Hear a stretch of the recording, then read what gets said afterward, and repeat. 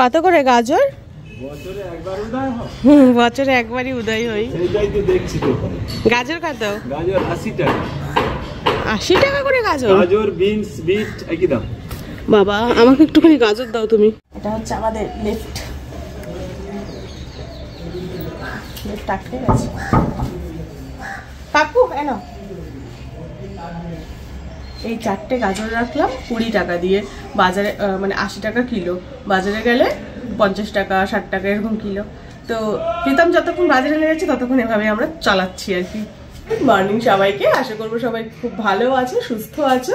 আর Christmas eve আসছে, তো সবাই খুব এনজয়ও করছো। তো কালকে রাত্রিবেলা আমাদের একটা এনজয়মেন্টের কারণ এই যে প্রীতম কাল জিতে এসছে একটা ট্রফি। তো এই ট্রফিটা জেতার জন্য ওর কাছে আমি একটা সুন্দর ব্রেকফাস্ট খাওয়াবো, আর সেই জন্য আমার গাজরটার প্রয়োজন পড়লো। তো চলো ব্রেকফাস্টটা বানাই।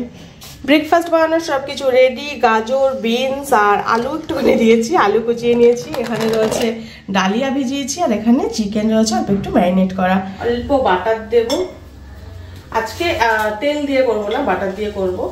আর প্রীতমকে এরকম একটা হেলদি ব্রেকফাস্ট বানিয়ে দিলে খুব খুশি। কিন্তু আমি হেলদিটা সম্পূর্ণ করতে পারলাম না, কারণ আমি দিয়েছি ওর মধ্যে আলু।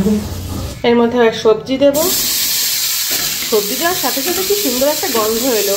তো এগুলো একটু হালকাভাবে সটে করবো আর কি। হালকা একটু ভাজলাম। এবার এর মধ্যে দেবো এই যে চিকেনটা আমি অনেকদিন আগে ম্যারিনেট করে রেখেছিলাম।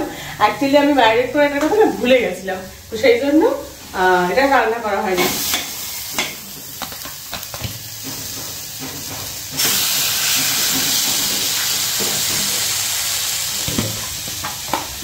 আচ্ছা, যে মশলাটুকু আছে, মশলার মধ্যে কিছুই না, শুধু নুন, হলুদ আর একটু লঙ্কার গুঁড়ো, সবকিছু মোটামুটি সটে করে নিয়েছি। এবার এর মধ্যে জল দিয়ে দেবো একটুখানি। এই জলটা দিয়ে একটু নেড়ে এটাকে চাপা দিয়ে একটু সেদ্ধ করে নেবো, তারপর ডালিয়া দেবো। সবকিছু সুন্দরভাবে হয়ে গেছে সেদ্ধ। মাংসটা একটু চেপে দেখি, একদমই সেদ্ধ হয়ে গেছে। ডালিয়াটা দিয়ে দিই। এটা হচ্ছে আমার নিজস্ব রেসিপি, যেরকম ভাবে পারি করে দিই। এটা হচ্ছে ডালিয়ার পোলাও।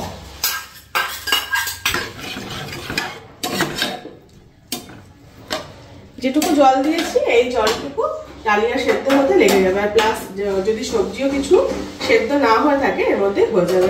একটু কাঁচা লঙ্কা কেটে দেবো, কারণ ঝাল ছাড়া ঠিক পোষায় না খাবার। আমাদের ঝাল খেয়ে খেয়ে অভ্যাস হয়ে গেছে, মানে বেশি ঝাল খেয়ে খেয়ে। তো ব্রেকফাস্টে হালকা ঝালও একটু চাই আর কি। কবে থেকে ভাবছি কড়াইশুটির কচুরি খাবো, কিন্তু বাজারেই কেউ যায় না। তো কচুরি খেয়ে মানে কচুরি ভাবি খাবো, সেটা তো আর বাজারে পাওয়া যায় না, বানাতে হবে। একটুখানি নুন আর অল্প একটু হলুদ দিয়ে দেবো, নাহলে কোনোটা ফ্যাকাশে কালার হবে। ব্যাস, এবার ঢেকে দিলাম। এটা প্রপার সেদ্ধ হয়ে গেলে রেডি আমার ব্রেকফাস্ট। ঠিক আছে, রেডি একদম। দেখো ধোয়া উঠছে। শীতকালে এরকম ধোয়া ওঠা গরম গরম ডালিয়ার পোলাও খেতে কিন্তু দারুণ লাগে। তো চলো এটাকে এবার প্রীতমকে দিই। তোমার ব্রেকফাস্টটা দেখো, তোমার ব্রেকফাস্টটা কেমন হচ্ছে দেখো। বাবা, প্রীতম নতুন সোয়েটার পরছে, কি মজা। কিনেই গরম গরম সার্ভিস, তোমাকে সুন্দর মানিয়েছে। এইটা দেখো, ঠিক আছে। হ্যাঁ, তেল দেইনি, উইদাউট অয়েল, একটুখানি বাটার দিয়েছি শুধু, ঠিক আছে। So beautiful. ভাল লাগছে, ভাল লাগছে তোমাকে দেখে। একটু পুরো ঘোরো দেখি একটু। দাঁড়াও, রেডি হয়নি। বাবা, ঠিক আছে, আমি দাঁড়াতে আমার পাওয়াতে যাবে। আমি বসলাম এখানে, ঘোরো দেখি কেমন লাগছে। ঘোরো। আরে ক্যামেরার দিকে তো তাকাও একবার, আয়না থেকে নিজেকে দেখার থেকে সরতে পারছে না। সুন্দর লাগছে। না না, ধরো ডালিয়াটা খেয়ে দেখো কেমন হয়েছে। দেখতে কিন্তু খুব সুন্দরই হয়েছে, খেতে কেমন হয়েছে। আর শীতকালে দেখো এখানে একটা কম্বল আর একটা লেপ, না এটা লেপ এটা কম্বল।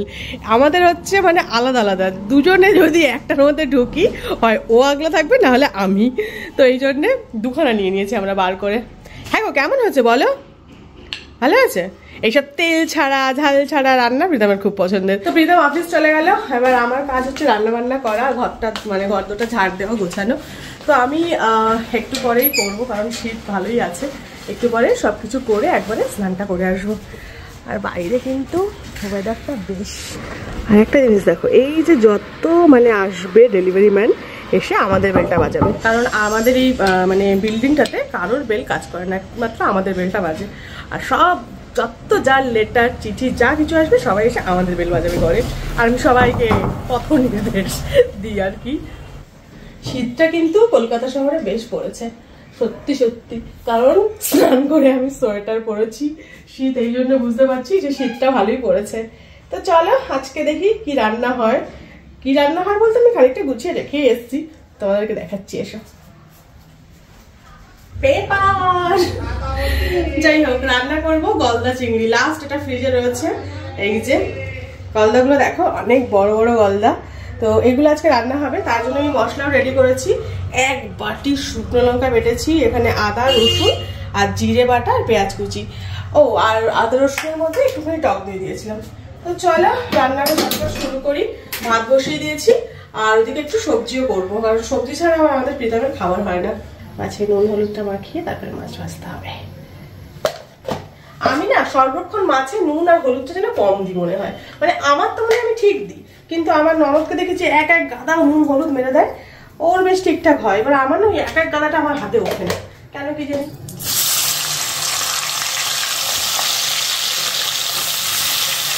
করে লাল হয়ে যাবে। হ্যাঁ হ্যাঁ, সুন্দর লাল হয়ে যাবে, ভালো লাগে কিন্তু। এই দেখো একটা সাইড পুরো লাল হয়ে গেছে সঙ্গে সঙ্গে। এই হচ্ছে গলদা বাগদার মানে স্পেশালিটি। লজ্জায় লাল হয়ে যায়, লজ্জায়। চিংড়ি মাছ কি মেয়ে নাকি? চিংড়ি মাছ নরম মাছ, পোকা নেই পোকা। হ্যাঁ মেনলি কিন্তু জলের পোকা। আজকে মনে হয় রাতে একটু রান্না করতে হতে পারে, কারণ এই 4 পিস চিংড়ি আমি আর প্রীতম খেয়ে নেবো। আমাদের প্ল্যান ছিল 3 জন মিলে খেয়ে নেবো, কিন্তু আবার আমাদের একজন অংশীদার চলে এসছে, অংশীদারকে দেখাচ্ছি। বেবি বেবি দেবাশিস হচ্ছে আমার baby. Hello, how are you? How are you? I am fine. You, thank you. আচ্ছা, চিংড়ি মাছটা খুব বেশি ভাজবো না। আমার বোন আমাকে বলেছে এত বেশি ভাজবি না, কারণ চিংড়ি মাছ বেশি ভাজলে অথবা বেশি ফোটালে শক্ত হয়ে যায়, শক্তটা ভালো লাগে না চিংড়ি মাছ। তো তুলে নিই। তেলের মধ্যে পেঁয়াজ দিয়ে দেবো। পেঁয়াজটা না ফোড়ন ছাড়াই দিলাম, ফোড়ন দেবো না, কারণ মালাইকারি হবে তো। আর মালাইকারির জন্য একটা স্পেশাল, দুধের বদলে একটা স্পেশাল আমি ব্যাপার অ্যাড করেছি, মানে খুঁজে পেয়েছি সহজ রাস্তা আর কি। পেঁয়াজটা ভাজি আর সহজ রাস্তাটা দেখাই। এই যে কোথা থেকে একটা কোকোনাট পাউডার একদম প্রীতম নিয়ে এসেছিল, তো আমি দিয়ে দেখলাম যে ভালোই টেস্টটা হয়, তারপর থেকে কোকোনাট পাউডারই কিন্তু চালাচ্ছি আমরা। চিংড়িগুলোকে দেখো একদম কুক করে এইটুখানি হয়ে গেছে। চিংড়ি কিন্তু মানে এর মধ্যে কাঠি ঢোকালে ঠিক চিংড়ি মাছগুলো এরকম লম্বা লম্বা হতো। যাই হোক, আর শীতকালটা না এত মানে প্রিয় আমার। শীতকালে বেশ সুন্দর সুন্দর জামা পরা যায়, কালারফুল, বেশ সুন্দর সুন্দর সেজে গুজে থাকা যায়। রান্নাঘরে আগুনের সামনে নো কষ্ট। গরম হলেই দেখতে একটা টাক্কার উপর একটা ঝুটি বাঁধতাম, বেঁধে উড়েদের মতন শক্ত মুসুরে চাকাতাম আমি গরমে। যাই হোক, পেঁয়াজটা একটু ব্রাউন করে ভেজে নিই। পেঁয়াজ হয়ে গেছে ভাজা। চিংড়ি মাছের এত মানে ঘিলু বেরিয়েছে, ঘিলু না অনেকে বলে ঘি, কি জানি চিংড়ি মাছে কি করে ঘি হয়। তো এটাতেই পুরো একদম ফেনা ফেনা হয়ে গেছে। তো এর মধ্যে এবার আদা রসুন আর জিরে টক দইয়ের পেস্টটা দিয়ে দেবো। বাবা বাকি উঠলো আদার আওয়াজ, আদা। এবার একে একে নুন হলুদ আর লঙ্কার পেস্ট দিলাম খানিকটা অ্যাড করে। যদি এটা খুব বেশি ঝাল লাগবে না, অ্যাকচুয়ালি আমাদের জলটা বেশি হয়ে গেছে, সেই জন্য ওরকম লাগছে আর কি। আর এই যে ওই মিল্ক পাউডার, কোকোনাট মিল্ক পাউডারটা এখানে নিয়েছি। এবার এর মধ্যে একটুখানি জল দেবো। এবার এটাকে গুলবো, দেখি কিভাবে গোলে। বেশ সুন্দর কিন্তু একটা মিহি বেশ মানে পেস্ট টাইপের হয়ে গেল। তো এটাকে এবার অ্যাড করে দেবো। মশলাটা এখানে হয়েই এসছে। এটা অ্যাড করার সাথে সাথেই দেখো কালারটা কিন্তু একদম চেঞ্জ হয়ে গেল।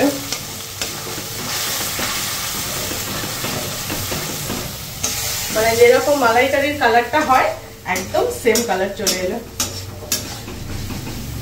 হ্যাঁ, এটাকে আরেকটুখানি কষে নেবো। সুন্দর হয়ে গেছে। এর মধ্যে এবার জল অ্যাড করবো। ব্যাস এইটুকু ঝোল ফুটে গেলে মাছটা দিয়ে দেবো। রেডি আমার চিংড়ি মাছের মালাইকারি। ঝোল ফুটে গেছে টক বগিয়ে, এর মধ্যে এবার মাছগুলোকে ছেড়ে দেবো।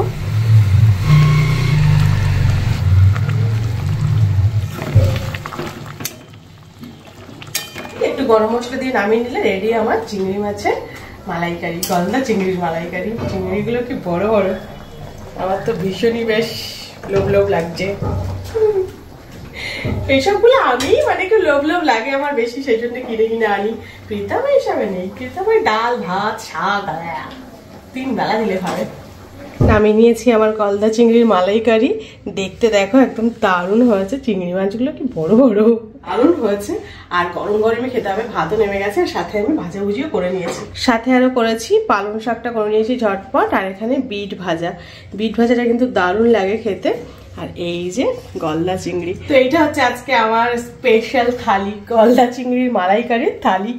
তো কেমন লাগলো রেসিপি কমেন্টে জানিও। আমি আর সহ্য করতে পারছি না, ধোয়া উঠছে দেখে। তো আমরা যাচ্ছি খেতে। খেয়ে দে এত ঠান্ডা লেগেছিল, পুরো লেপের তলায় সেধিয়ে গেছিলাম। লেপ নেই, কম্বল।